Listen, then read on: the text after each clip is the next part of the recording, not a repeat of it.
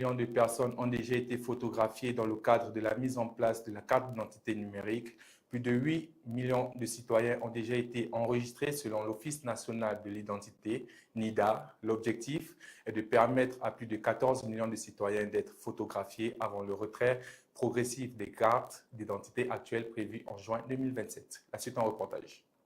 Le processus de mise en place de la carte d'identité numérique se poursuit au Rwanda. Selon NIDA, plus de 8 millions de personnes ont déjà été enregistrées, parmi lesquelles plus de 7 millions ont été photographiées en vue de la production de leur carte d'identité numérique. Les opérations d'enregistrement et de photographie se poursuivent actuellement dans différentes régions du pays, notamment dans les provinces du Nord et de l'Ouest. À Gakenge, Karongi, Gichumbi et Rutshiro, les équipes de NIDA poursuivent les opérations avec notamment une prochaine étape prévue dans le district de Rulindo. L'objectif affiché est de photographier plus de 14 millions de citoyens avant que les cartes d'identité actuelles cessent progressivement d'être utilisées en juin 2027. Mais certaines difficultés ralentissent encore notamment les problèmes liés aux informations d'état civil incomplètes ou incorrectes. La situation concerne particulièrement certains enfants qui n'ont pas encore été enregistrés dans les registres d'état civil ou dans les informations personnelles comportent des erreurs. Les parents concernés sont donc invités à régulariser rapidement la situation de leurs enfants auprès des secteurs avant le passage des équipes chargées de la photographie. Les citoyens peuvent également utiliser la plateforme Irembo pour consulter certaines informations personnelles et demander leur correction, notamment lorsqu'il existe des erreurs concernant les dates de naissance. Le processus avait débuté dans la province du Sud en octobre 2025 avant d'être progressivement étendu aux autres régions du pays.